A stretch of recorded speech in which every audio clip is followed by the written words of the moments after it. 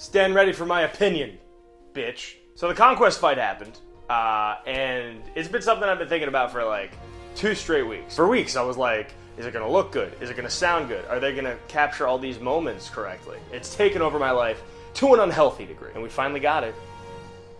And it's probably the best episode of the whole show.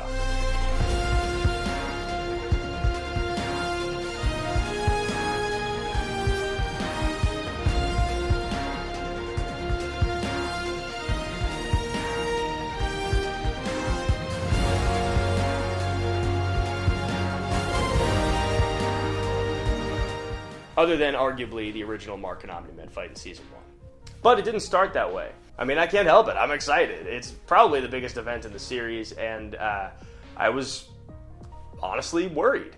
You know, I was worried if they were going to capture all these moments correctly, or if they were going to, you know, hold out on the animation. Honestly, at the end of Episode 7, when that moment happens, when Mark is kind of leaning up against the rubble, you see the shadow loom over him, and the voice comes out, it didn't hit as much as I expected it to. Hearing it be Jefferey Dean Morgan, something that I think a lot of people were expecting it to be Jonathan Banks, Mike from Breaking Bad, but the second that Britt showed up in that episode and Jonathan Banks' voice came out, I was like, oh, we're not doing that. Okay.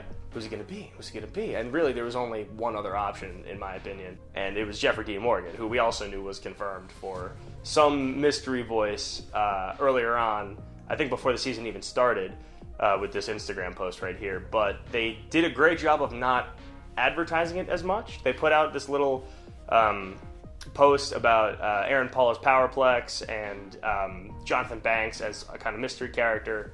And I think another actor as a mystery character, who I don't know who that ended up being. Pump fake, you know? You expected it to be Jonathan Banks, and it ended up being Jeffery Dean Morgan, which, I'm not gonna lie, yeah, at the end of that 7th episode, hearing that voice come out of that character just wasn't at all what I pictured. Jeffery Dean Morgan, in those first moments, brings kind of almost like a swagger, kind of a Negan-y, it's Negan. He's doing the Negan thing a little bit, when he's voicing Conquest. And granted, I don't think he's an experienced voice actor, so I kind of understand that, but it also, I felt, showed in those first moments. So the voice, I also felt the design was, you know, again, in that Corey Walker kind of oversimplified style. You see some of those panels drawn by Otley in the comics, and they're so visceral. You see the hairs on his mustache, the jagged teeth. Seeing the show compared to the book design was almost like a cutesy version. So by the end of Episode 7, I was left a little disappointed by the Conquest appearance, I'm not gonna lie. But then Episode 8 came out, and I had to eat my words. So first of all, I love the way this episode starts, where it just gives you the title card, no joke, no nonsense, boom, we're in the fight. I'd be lying if I didn't say that as the episode went on, this voice for Conquest did start to grow on me. I don't know why, I don't know what they did, but maybe it has something to do with his delivery as it gets closer to the end of the episode. He gets a little more solemn. He gets a little more quiet. Those moments where he's leaning in and kind of talking to Mark really characterize this version of Conquest in a completely different way. There are still a few moments that jumped out to me. For example, when he's talking to Mark about Nolan and how he was executed. There's kind of almost like a cockiness in a way that I don't know if that was right, at least in my head when I was reading it for the character. There's still a few Neganisms in there. So yeah, honestly, at the end of Episode 7, it felt a little bit like Kirkman and the team were casting Jeffery Dean Morgan as almost like a meta in-joke rather than finding the proper voice for the character. And that bugged me. But it's alright. Honestly, it didn't bug me as much as I expected it to, and I was way too caught up in the actual events of the episode to fixate on the voice as much as I thought I would. So yeah, there was a lot of new stuff, new moments, new little bits of action, and also character stuff in this episode that I fully wasn't expecting. I was expecting them, you know, it's the peak of the series, I was expecting them to keep a lot of this stuff kind of as is, but this show does a great job of taking characters that were almost one note or just sort of there to be in service of the story and giving them a little bit more, right? Where, you know, everything they do with Amber, whether you like it or not, they make her more of a person. Shrinking Ray, they make her a little bit more of a person. Rex, I think they did his arc a lot better and made him less of just an archetype this season. And Conquest in the books, look, it's a really cool fight. he's not really a character. I mean, his function in the story is really just to be a brick wall for Mark to go up against, you know, and completely test his limits physically. And that's the purpose that he serves. He's not really a guy more than just an obstacle. But the show does something really cool with him, where in just a few added moments, in just a few extra lines of dialogue or weird little mannerisms they give him, they really make him a fucking creep. They make him this, like, socially isolated, sad animal of a character, someone who resents the way he's treated, and rather than takes pride in all of his achievements, he's like embarrassed by it and ashamed of it. But this is like just the guy he's become now. I don't know, just in a few little added lines of dialogue, they actually gave Conquest a little bit of pathos and a little bit of empathy, which is so weird. One of these moments that comes to mind is he's holding Mark down at one point, and he's taunting him and doing whatever, but he also like wipes a little blood off his cheek, almost in like a encouraging, like, you got this, sport kind of a way, and it is so creepy.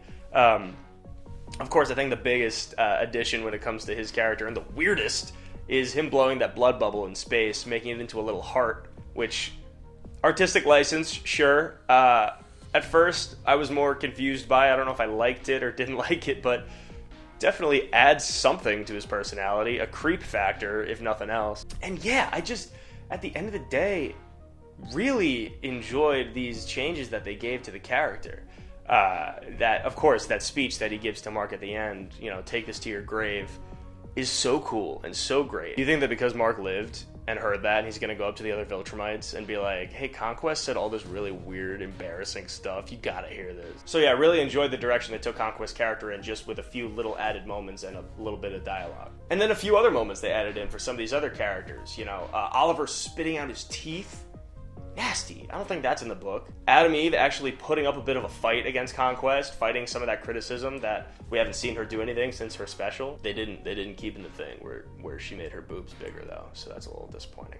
I don't know, Mark kind of gives her a look at the end, like, but do you think that's like a little nod to... Anyway, in the comics, she when she makes herself, she makes her boobs bigger. So, thank you, Robert Kirkman. Yeah, there's a lot of stuff in the comics that they took out, and probably for good reason. But I think it's kind of funny. And also, not just for this episode, for the entire season, the entire series, but specifically the last two, Steven Yeun has been fucking crushing it when it comes to the voice acting. You feel every drop of desperation that he pours into this character, and it's scary. When he's calling out for Cecil, it's so guttural and just real in a way that really makes you squirm. Also, that helps kind of tie up his arc when it comes to his relationship with Cecil for this season, with Mark ending on probably the darkest note that we've seen so far. That being said, Cecil in these last two episodes has kind of been a fucking... I don't know. He's been irritating. I mean, obviously, this is something that's in the comics too, but him keeping Conquest alive and thinking that he could hold him back with any amount of government technology or whatever is so stupid. It's terrible, and is very transparently just a contrivance to get Conquest to fight Mark again. Something that they could have improved on. And also his whole speech with Mark in episode 7 of like, you stood up to me, that takes guts, is like transparently hilarious. But yeah, this whole fight seems like almost another take on the Mark Omni-Man fight, with a lot of parallels, including turning civilians into paste using Mark's face. It's almost like if Mark went into that fight a little more prepared, but also without that familial connection. You can't use words to stop this guy or appeal to his humanity. He doesn't have it. My God, yeah, that moment where Eve gets her teeth turned to splinters and gets a hole punched right through her. Again, Steven Yeun, not enough can be said about his performance as Mark this whole series, but this episode he went crazy. Literally went crazy. But the thing that everybody has been worried about and talking about is the animation. How did it look? Was it two PNGs just bopping around the background? And without exaggeration, it's probably the best looking fight in the whole series. The second the episode started, I just knew it was going to look good, and I could not have been happier with how it turned out. Little moments of Mark's thigh getting chopped, him getting hit into a gas truck, just looks so good and really added to the visceral nature. The sound design is something that I feel like needs to be highlighted on top of the animation, but you know, you see Mark's hair moving when he tries to get up, the way that Conquest wipes the blood Eve's blood off his hand. He licks it. It all looks like it had the correct amount of attention to detail that a fight like this required. So, very happy with how that turned out. And it just, at the end of the day, maybe it wasn't as fluid as some people were hoping it would be. Maybe it wasn't this or it wasn't that, but it achieved what it set out to do. People were shocked. People were screaming. There were reactions. There were tears. It did everything the Conquest fight needed to do, and I could not be happier about it. So, I think that's everything. I think those are all my thoughts. Excited for Season 4, but I honestly don't really remember what happens after this, other than some of the bigger moments. It is almost funny how much better so much of this episode looked than the rest of the season, and, you know, that's exactly what I wanted. That's exactly what I was hoping for when it was coming to the back half of this season. So, my wish was granted, so I think that's everything. I think that's all I got to say about this fight. Super thrilled to see more. If you like what you see here, feel free to check out my other Invincible video, or, you know, stick around, subscribe, hang out. I'll make more stuff. It'll be good, I promise. I mean, it'll be alright. I'll try.